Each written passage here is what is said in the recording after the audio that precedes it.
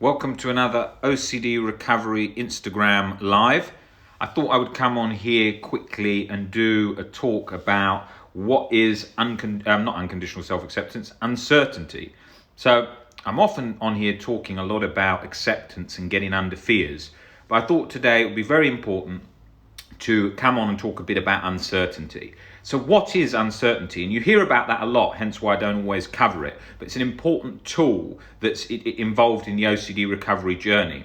So with uncertainty, if you look at life in general, we're uncertain about so many things. Everything is pretty much uncertain. There's no certainty. That's sort of absurd, as Voltaire said. And with uncertainty, what you're doing is you're comfortable with it in so many areas of your life, but in relation to your particular OCD fear, where it's locked on, in that thing, what you're doing is you're completely fixated internally. That's how we feel. We're completely internally chasing to ensure that that thing we need certainty on, because we have found in the past that when we've been able to obtain this sort of illusion of certainty on certain issues that our OCD may have been latched onto, it's released. So, for example, if you had a fear of HIV in the past, you may have got a result from a doctor saying that you're HIV negative, which then gave you relief. So then you started chasing that in the reassurance pattern, because you then believed and were led to believe by the OCD cycle going off like a switch, that if you get that reassurance, you'll then feel better, and that's the goal, is to become more and more certain. Well, it's actually the opposite. It's about getting comfortable being uncertain. And then what we can often do is we start to feel relief with acceptance. When we start to feel a relief, accepting a worst case scenario, accepting something scary, making peace with that, breaking down irrational beliefs, we can sometimes chase internally too, getting that, I need to accept, I must understand this, I must get this thing right in my head, and then I will be fine. And that becomes an issue, because what we're doing then is we're internally chasing. Like I often sort of make the analogy of, it's like treading water internally in your head, where you're chasing to get relief, to try and get this thing solved. And that becomes the issue, that becomes the problem. So with acceptance, we need to work bit by bit at getting under fears. Like, for example, if I have a fear, and say for example now I had some health concern, I could move to the worst case scenario and more likely than not accept it reasonably quickly. So it gets fully under it. So it never sort of latches with those really sticky OCD thoughts that sometimes say latch. Some will move around, but then we might have one that was latched for many years, locked in there. And with those, we often need to get under with a sort of deeper level of acceptance, so that we get under that. Often with uncertainty, it doesn't budge, something that I highlight a lot. For many years, I couldn't get that distance. I couldn't get into that that position of uncertainty. Sometimes I could, but sometimes a real event may have occurred. Maybe I had a genuine health concern or something that was frightening, that was locked on. And when that thing was then locked, I couldn't say to myself, well, I'm uncertain, because I could see, this is actually true here. This is a real event.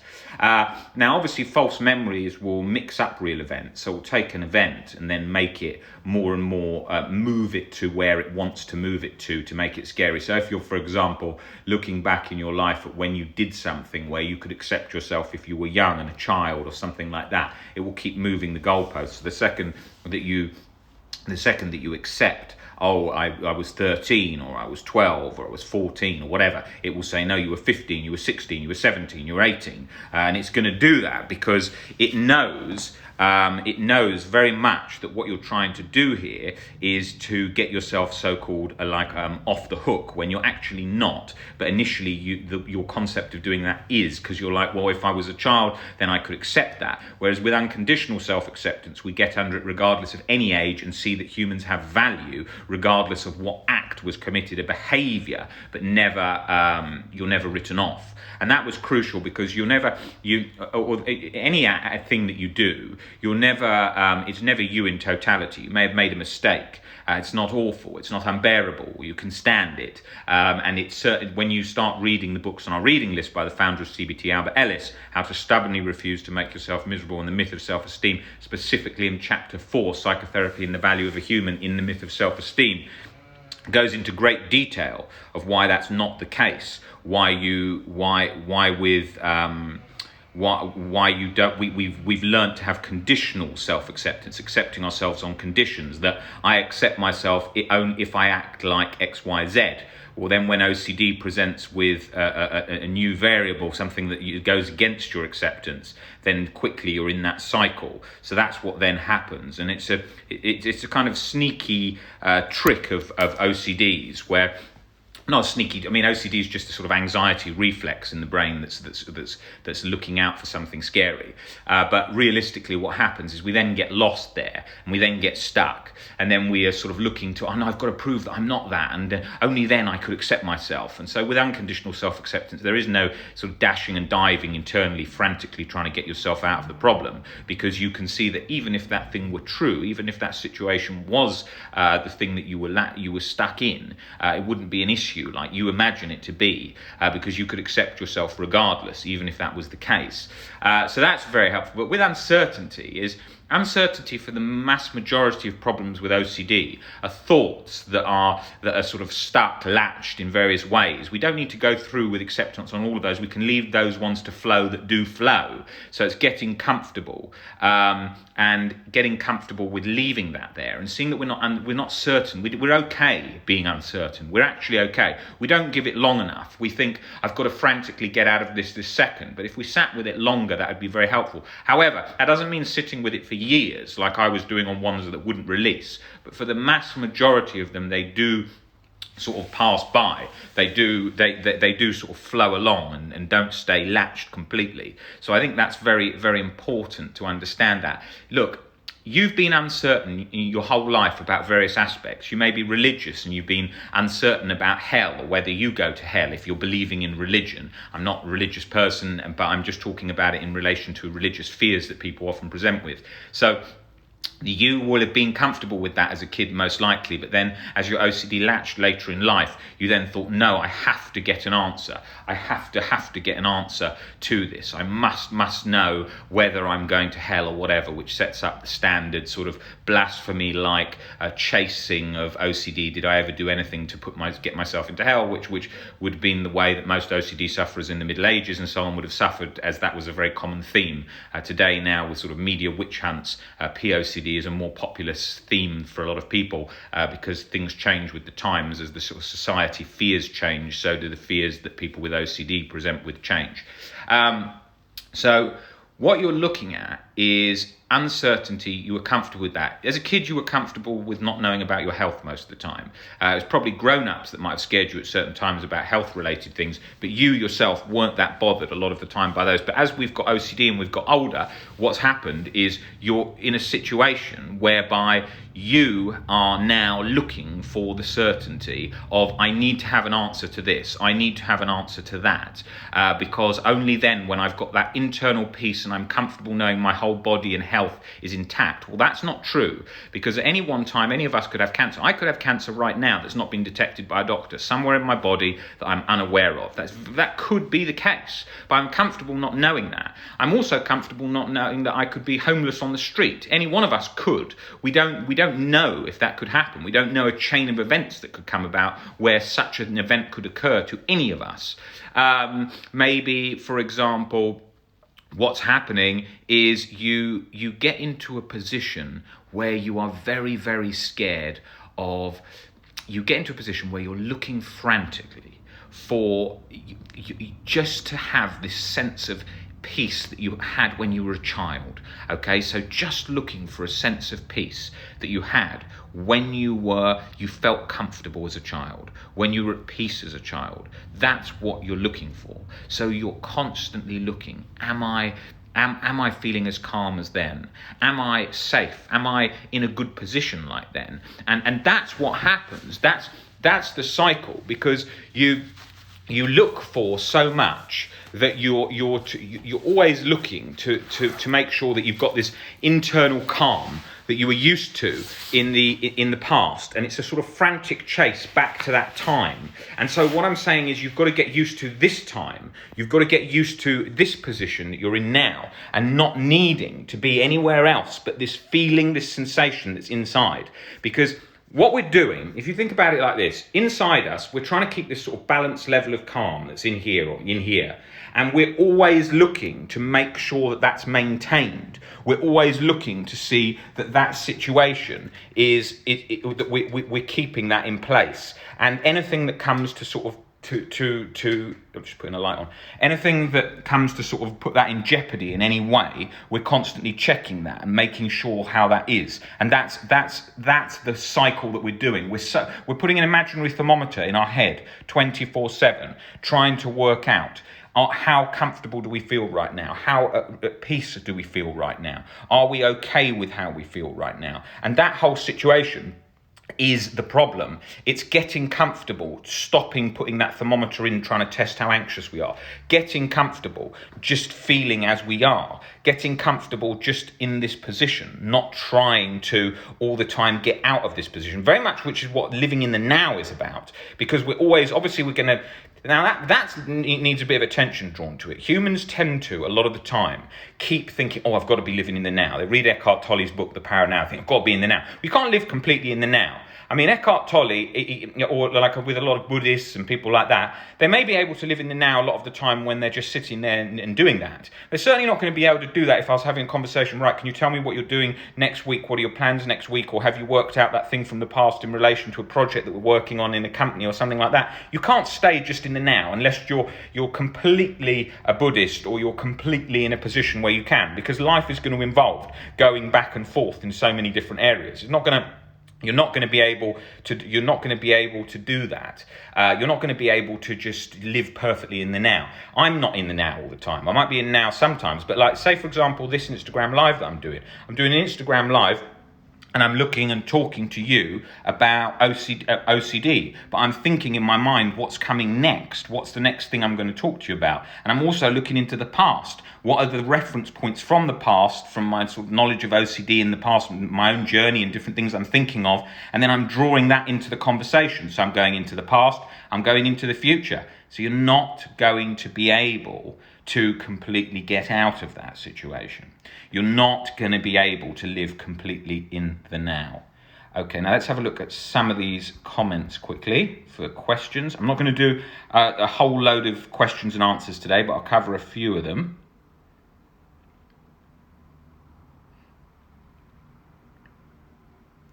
Just scrolling down.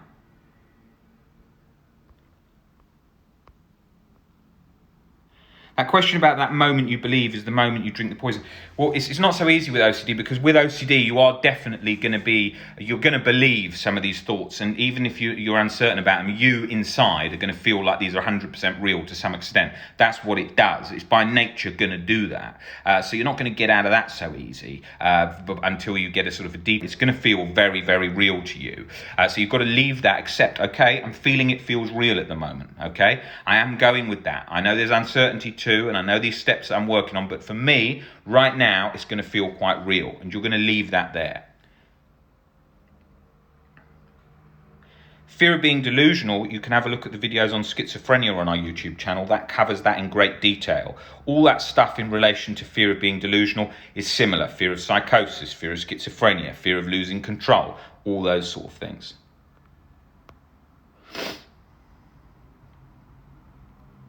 Fear of getting judged, I'll cover that in a separate video. There's quite a few videos on that on the channel. This is all to do with fear of rejection, shame, feeling shame, experiencing shame. Shame is made up in our head. There's to somebody who could walk down the street singing a Christmas song in the middle of the summer in his pajamas. If he did that enough, he would realise that isn't actually that scary. You see these YouTubers doing crazy things like that, and one guy won't be scared. If you told it to someone else, they would be. So we know that obviously in reality, it's not scary. It's our perception of it. It is scary to one individual, but not to another because of their beliefs. Same as someone who can go on stage and sing a song. One person will be nervous, one person won't. One person can muck up on stage and be okay with it, and one person would find it the most scary thing ever. So it's our perception of these things that causes the chronic anxiety cycle.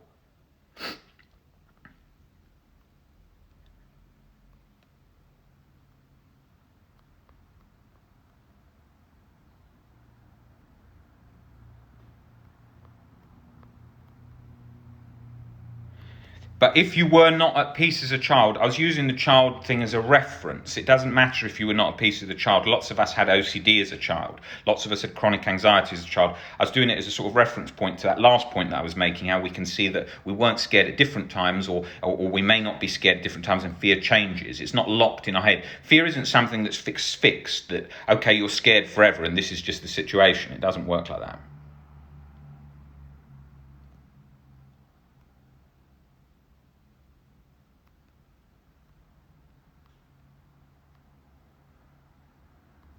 I'm going to be doing some scheduled Instagram lives soon that are going to be on different topics as well as question and answers.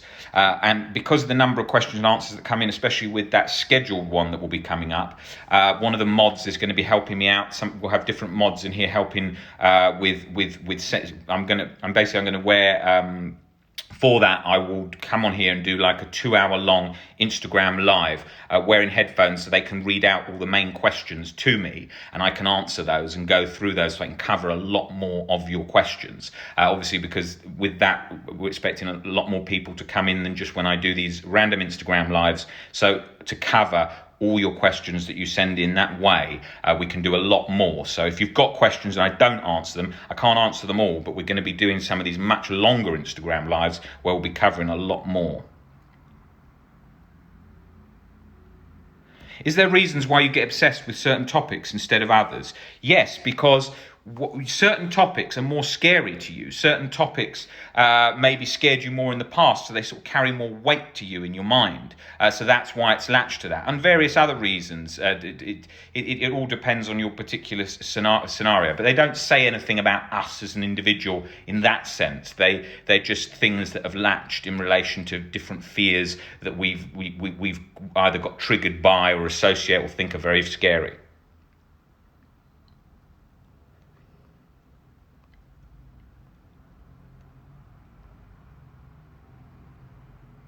Have I seen that post about the celery juice? Yes, I have. I posted on it yesterday. I think I was one of the first people to post on that, saying, I mean, if celery juice had worked, this whole website and everything I do would be selling celery juice and juicing. It's an absolute load of crap. It works on the sense that when I'm saying works, it doesn't work. Drinking celery juice in terms of why it gets shared and why they share those things. It works to them to share that information because people are looking for a nice, simplistic, easy, comfortable answer to difficult, complex problems. Things aren't as simplistic as that, hence why we don't see faith healers in hospitals where people are dying, because we have to rely on evidence-based things to get people better. Celery juice obviously doesn't beat OCD. If it was simple as that, no one would be on this page. Celery juice, juicing, healthy eating can be very helpful to your overall sort of health. And mental well-being, helping you feel better, as opposed to eating lots of chocolate and sugar and sort of fasts, sort of up and down sugar rashes. But in terms of curing OCD, well, one, you can't, because there's no curing, there's recovery. You're not going to cure it with the celery juice. Complete madness, and it means a lot of people that feel very alone and are lost that follow those things, but still a lot of people do follow those. A lot of people will keep talking about those, very much in sort of celebrity culture. That sort of those kind of juicing nonsense has been around for a very long time. So I expect it. I understand that happens. People are misinformed. They can think and believe these things, but in reality, you can do your best to we do our best to show that it's not that it's not a good idea and they shouldn't post that. But I imagine it will still carry on for a long time, because to some people they really believe in sort of easy, quick fixes and want that so much, so there'll always be that kind of information, sadly, out there. Guys, great to have you all on today's Instagram Live. I'll be back on soon, doing more different topics, and I will be covering all your questions, like I said, in some more detail Instagram Lives coming soon. All right, guys, see you later. Take it easy.